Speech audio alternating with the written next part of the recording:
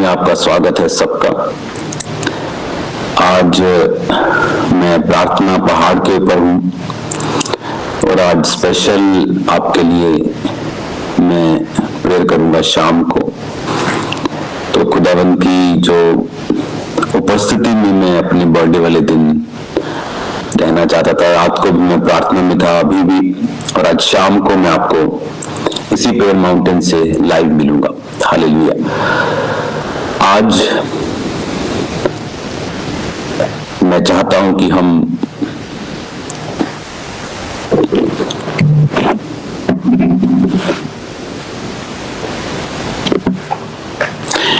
बहुत ध्यान से इन वचनों को सुने। मैं चाहता नहीं था कि आज हम रोज की रोटी को मिस करें, तो मैं अपने प्रेयर रूम से ही लाइव हूं। तो आज हम सुनेंगे उसकी अगली आयत को। मत्ती 4 की हम स्टडी कर रहे हैं और हमने 11 तक उसे स्टडी कर लिया था। तो आज अभी हम आगे बढ़ेंगे। मत्ती 4 उसकी 12 आयत में लिखा, जब उसने ये सुना कि यूहन्ना बंदी बना लिया गया है तो वह गलील को चला गया और नासरत को छोड़कर कफरनहूम में, जो झील के किनारे जबूलून और नप्ताली के देश में है, जाकर रहने लगा, ताकि जो यशायाह भविष्यद्वक्ता के द्वारा कहा गया था वह पूरा हो।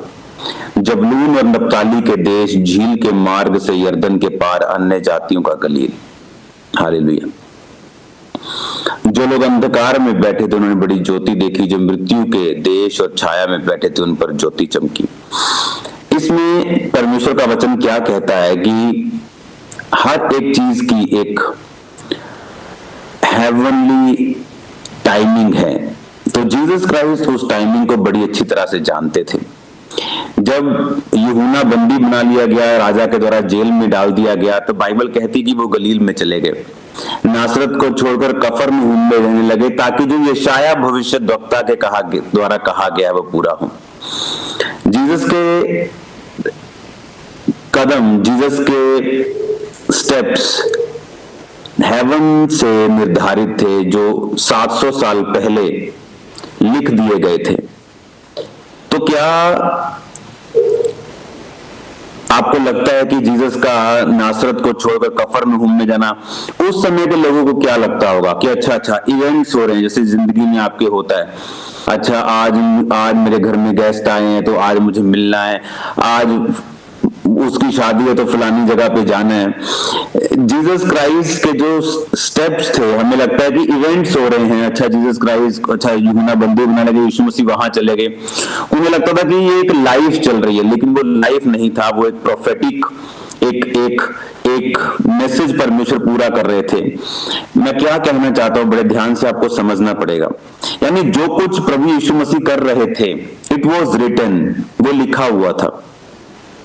जो कुछ प्रभु यीशु मसीह कर रहे थे वो लिखा हुआ था कि ताकि जो यशायाह भविष्यद्वक्ता के द्वारा कहा गया था वह पूरा हो, है ना। ताकि जो यशायाह भविष्यद्वक्ता ने क्या कहा था कि जबूलून और नप्ताली के देश, झील के मार्ग से यरदन के पार, जो लोग अंधकार में बैठे थे उन्होंने बड़ी ज्योति को देखा। अब जो मृत्यु के देश और छाया में बैठे थे उन पर ज्योति चमकी।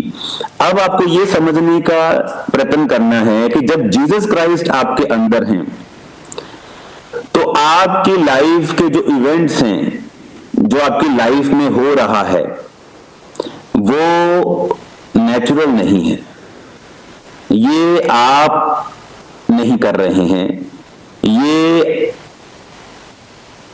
इत्तेफाक से नहीं हो रहा है। जिस दिन आप जीसस क्राइस्ट को ग्रहण कर लेते हैं, जिस दिन आप यीशु मसीह को अपना उद्धारकर्ता ग्रहण करके जेन्युइनली उसके साथ चलना शुरू करते हैं, उस दिन से आपकी लाइफ की जितनी घटनाएं हैं उन्हें हेवन के द्वारा प्रोफेटिकली अरेंज किया जाता है। वो चाहे यूसुफ के गड्ढे में गिरने की घटना हो, it was arranged by heaven. उसको नहीं मालूम था कि ये हेवन ने अरेंज की है। लेकिन वो हेवन नहीं अरेंज की थी, क्योंकि एक लाडला बच्चा प्रधानमंत्री की कुर्सी तक नहीं पहुंच सकता। तो परमेश्वर ने उसकी ट्रेनिंग शुरू की, एक गड्ढे में गिरा के, पोतीपर के हाथ में बिकवा के, मिस्र में उसकी जो ट्रेनिंग थी वो स्टार्ट हुई।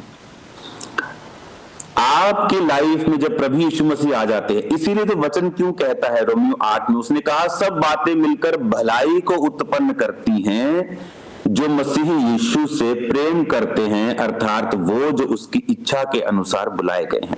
इसलिए तो कहा है बाइबल में कि सब बातें मिलकर भलाई को पैदा करती। किसकी लाइफ में? फेक लोगों की लाइफ में नहीं। किसकी लाइफ की बात कर रहा हूं? जो मसीह यीशु से प्रेम करते हैं। और जीसस ने कहा अगर तुम मुझसे प्रेम करते हो तो मेरी आज्ञाओं को मानोगे। अपवित्रताई में चलने वाले लोग जो मर्जी अपने नाम के आगे लगा लें, वो परमेश्वर के नहीं है। परमेश्वर एंड में इनको बोलेगा कि मैंने तुमको कभी नहीं जाना, मैं तुमको जानता ही नहीं, तुम कौन हो। बोलेगा मैंने भविष्यवाणी की, मैंने तेरे नाम में दुष्ट आत्मा निकाली, मैंने हीलिंग की। परमेश्वर बोलेगा मैंने तुमको कभी नहीं जाना, मैं तुमको कभी जानता ही नहीं, मैंने तुमको कभी देखा ही नहीं है। हालेलुया। तो जीसस ने क्या कहा कि जो यशायाह भविष्यद्वक्ता की पुस्तक में लिखा है, यानी उसका कहीं जाना भी एक अरेंज था हेवन के द्वारा। सेम आपकी लाइफ में होता है। जिस दिन आप जीसस क्राइस्ट को अपनी जिंदगी देते हैं, वो सारी चीजों को अरेंज करता है, चाहे कुछ चीजें आपको उनमें से पसंद भी ना हो, तो भी वो जो अरेंजमेंट है वो परमेश्वर की ओर से किया गया है। चाहे उनमें से कई चीजें ऐसी हैं जो आप उन्हें लाइक नहीं करते, आपके लिए मुश्किल हैं, बट उन्हें खुदा ने अरेंज किया है। आमीन। इसलिए तो वचन कहता है, ऐसे कैसे हो सकता है कि सब बातें मिलकर भलाई को पैदा कर दें? इसका मतलब जो सब बातें एक विश्वासी की जिंदगी में हो रही हैं, उन्हें कौन अरेंज कर रहा है? उन्हें परमेश्वर अरेंज कर रहा है। इसलिए तो वो भलाई को पैदा कर रही हैं।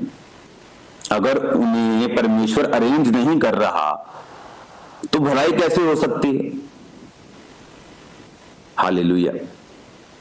कई बार एक बच्चा जब घबराया अपने बाप के पास आता, वो देखो क्या हो रहा है, तो बाप को मालूम होता है मैं कुछ करवा रहा हूं। वहां पे बोला डोंट वरी, सब ठीक है। उसी तरह से जब परमेश्वर आपको ये कह रहा है कि सब बातें मिलकर भलाई को पैदा करती है, इसका मतलब वो सब बातें खुदा ही कर रहा है, अरेंज कर रहा है। और सेम वो लोग जो परमेश्वर में नहीं है, उनके जीवन का परमेश्वर शैतान है, और वो सब बातें शैतान अरेंज कर रहा है। टोटल सब चीजें शैतान नहीं कर रहा, उनकी लाइफ में भी परमेश्वर का हाथ रहता है, बट वो ये नहीं कह सकते सब बातें मिलकर भलाई को पैदा करेंगी। कुछ लोग गिरते हैं तो गिरे रह जाते हैं, कुछ लोगों के लव उनको छोड़ के जाते तो वो सदा के लिए डिप्रेस्ड हो जाते हैं, मर भी जाते हैं। तो उनके बारे में सब बातें परमेश्वर कर रहा है ऐसा हम नहीं कह सकते, लेकिन मसीही लोगों के लिए परमेश्वर कहता है कि सब बातें मिलकर भलाई को उत्पन्न करती हैं जो मसीह यीशु से प्रेम रखते हैं। आमीन। अब मत्ती 4 की जब हम शिक्षा को ले रहे हैं, हमने पहले रेमा वचन की शिक्षा को लिया जो मैंने आपको बताया। आज हम 12 से लेके 17 आयत तक की शिक्षा को ले रहे हैं। इस बाइबल स्टडी में हमें यह समझ आती है कि जीसस क्राइस्ट ने कहा जिस तरह पिता ने मुझे भेजा मैं तुम्हें भेजता हूं। और पिता ने जीसस को कैसे भेजा कि उसका एक एक स्टेप प्रोफेटिक था। आपका भी है इन जीसस ने। हालेलुया। आपका भी है इन जीसस ने। एक एक स्टेप, अगर आप जेन्युइनली जीसस क्राइस्ट को लव करते हैं तो, अगर आप जेन्युइनली परमेश्वर से प्यार करते हैं तो, अगर आपने अपना जीवन खुदाबंद को दिया हुआ है, अगर आपने परमेश्वर को अपनी लाइफ दी है, आप उसको सीख करते हैं, खोज करते हैं उसकी। जीसस ने कहा मेरे धर्म और राज्य की खोज कर, दुनिया के सब वस्तु मुझे पीछे पड़ के मिलेंगे। खोज करना, लोगों को लगता है खोज करना, आपको मालूम कितना बड़ा वर्ड है ये। जब साइंटिस्ट खोज करते हैं पुरानी चीजों के लिए, मम्मीज के लिए, इजिप्ट की मम्मीज होती हैं, लाशें होती हैं जो दफनाई होती हैं, तो पूरी जिंदगी लगा देते हैं उधर, पढ़ाई, सर्च, राइट इक्विपमेंट्स, किस खोदना कैसे है, जो खोद कुछ मिल गया तो उसे बचाना कैसे है, अपनी पूरी लाइफ वो उस खोज में लगाते हैं। लेकिन जीसस क्राइस्ट को आज लोग बोलते हैं हाँ मैं जीसस क्राइस्ट को खोजता हूं। सुबह कहीं और, शाम को कहीं और, दोपहर को और किसी के साथ। ये खोजना नहीं है। खोजना मतलब तुम्हारी पूरी लाइफ, तुम्हारा effort, mind, soul, body, heart, blood, everything खुदाबंद के लिए। आमीन। आज जब हम मत्ती 4 उसकी 12 से 17 आयत की शिक्षा को ले रहे हैं, स्पेशल बाइबल स्टडी को, तो इससे हमें यह मालूम होता है कि आपके स्टेप्स डिवाइन हैं और खुदा ने उन्हें अरेंज किया है। अगर आप प्रभु से प्यार करते हैं, अगर आप प्रभु के विश्वासी हैं, तो उन्हें परमेश्वर ने डिजाइन किया है। हालेलुया। और हमें 17 आयत को मैं पढ़ूंगा। उस समय से यीशु ने प्रचार करना और ये कहना आरंभ किया कि मन फिराओ, क्योंकि स्वर्ग का राज्य निकट आया है। हालेलुया। स्वर्ग का राज्य निकट आया है। मन फिराओ। मन फिराओ का मतलब अपनी सोच को बदलो। यीशु मसीह धर्म और जात को बदलने नहीं आया, वो जीवन को बदलने के लिए आया। आमीन। जब हम अपनी सोच को चेंज करते हैं और परमेश्वर के पीछे चलते हैं और ये समझते हैं कि परमेश्वर पवित्र है, ये समझते हैं कि हम परमेश्वर को मुझे पाना है अपनी लाइफ में, उसको लेके आना है और उसके अनुसार चलना है, तो बाइबल कहती है स्वर्ग का राज्य निकट आया है। स्वर्ग में दुख नहीं है, कलेश नहीं है, डिप्रेशन नहीं है, बीमारियां नहीं है, अंधेरा नहीं है, रोग नहीं है, सोग नहीं है। वहां लाइट है, वहां आनंद है, वहां खुशी है, वहां भरपूरी है, वहां किसी चीज की कोई कमी नहीं। वहां सड़कें सोने की, जहां की सड़कें सोने की होंगी वहां बाकी चीजें कैसी। मैंने स्वर्ग के दर्शनों को देखा। कोई इस दुनिया में ऐसा मैन ऑफ गॉड नहीं जो बोले मैं पूरी तरह मैंने सारे स्वर्ग को देखा हुआ। हर मैन ऑफ गॉड के पास, जिसे प्रभु ने स्वर्ग का विजन दिया, उसके पास कुछ कुछ उसका अंश है। और मेरे पास जब स्वर्ग का विजन आया तो मैंने वहां पे रंग बिरंगे पानियों को देखा था। अलग अलग तरह का पानी है वहां पे, रंग बिरंगा, मेजेंटा कलर का पानी, लाइट मेजेंटा कलर का, ब्लूइश कलर का, ऐसा ब्लू कलर जैसा बहुत ही सुंदर ब्लू थोड़ा मिक्स किया हुआ ब्लू, ऐसा पानी मैंने वहां पे देखा। Blue colour, light pink colour, ऐसे इस तरह का पानी। और हर एक पानी का एक अलग टेस्ट और अलग ऑरा और अलग कहानी है स्वर्ग में। तो ऐसे मैंने हर व्यक्ति जिसको परमेश्वर ने स्वर्ग का विजन दिया है वो जानता है कि स्वर्ग बहुत बड़ा और ना मिस किए जाने वाला एक स्थान है। आमीन। जीसस क्राइस्ट को अपनी लाइफ में अपना के रखो। मत्ती 5 को और मत्ती 4 से 18 से लेके 25 तक हम कल इसकी बाइबल स्टडी को करेंगे। याद रखो, आपकी लाइफ में अगर परीक्षा है तो वो मायने नहीं करती। आप प्रभु में हैं कि नहीं ये मायने करता है। अगर तो आप प्रभु में हैं तो वो भलाई पैदा करेगी, अगर आप नहीं हैं तो वो कुछ भी पैदा कर सकती है। तो ये आपको देखना है कि अगर आप जीसस क्राइस्ट के बच्चे हैं तो खुदा ने कहा था, जैसे जीसस ने कहा था जैसे पिता ने मुझे भेजा है मैं तुम्हें भेजता हूं, यानी पिता ने मेरे हर एक स्टेप को पहले से लिख के रखा था, डिजाइन किया था, वैसे ही तुम्हारा स्टेप्स भी ऑर्डर किया हुआ है, ब्लेस किया हुआ है, हेवन के द्वारा डिजाइन किया हुआ है। तो हिम्मत मत हारें।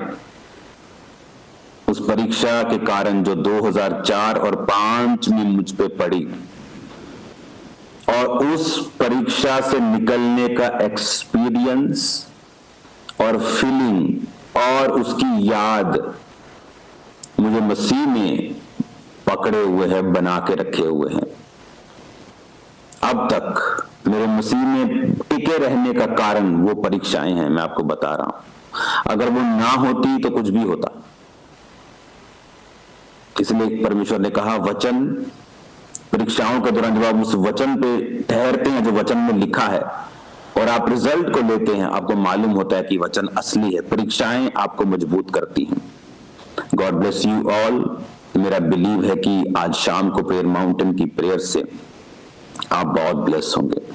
शाम को मिलेंगे खुदावंद की उपस्थिति में। हालेलुया। और बाकी कल इस बाइबल टीचिंग को हम जारी रखेंगे।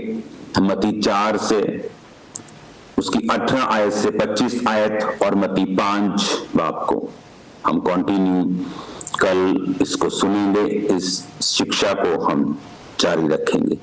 God bless you all. Sunday को बर्थडे सेलिब्रेशन होगा, तो आप सब संडे आपका स्वागत है यीशु मसीह के नाम में। तो संडे मिलते हैं खुदावंद की उपस्थिति में। आज शाम को प्रेयर माउंटेन पे मिलते हैं। कल सुबह फिर 1 बजे शिक्षा में, वचन की शिक्षा में हम मिलेंगे, और संडे खुदावंद की प्रेजेंस में चर्च में बर्थडे सेलिब्रेशन के दिन हम मिलेंगे। God bless you all. आपके मैसेजेस मुझे मिलते हैं बहुत भारी भारी तादाद में तो खुदावंद आपको ब्लेस करे। कल मैंने सिर्फ प्रभु की उपस्थिति में मैं रहा, कल मैं चर्च भी नहीं गया, फुल डे फुल नाइट, तो ताकि जो स्पिरिचुअल पावर्स, अगर आपको रियल जेन्युइन प्रभु का काम करना है तो आपको बहुत प्रार्थनाओं की जरूरत होती है। पर अगर आपने फेक करना है, आप सारी सारी रात काम करके इधर उधर भाग के भी आप सेवा कर सकते हैं, वो प्रॉब्लम नहीं है। लेकिन अगर आपको जेन्युइन कुछ करना है तो आपको प्रभु के साथ समय बिताना पड़ता है। God bless you all. खुदावंद आपके साथ हैं। अपने दुश्मनों से प्यार करते रहिए, खुदावंद के लिए स्टैंड लेते रहिए, खुदावंद के लिए किसी बात से पीछे मत हटिए। God bless you all. कल मिलते हैं खुदावंद की प्रेजेंस में।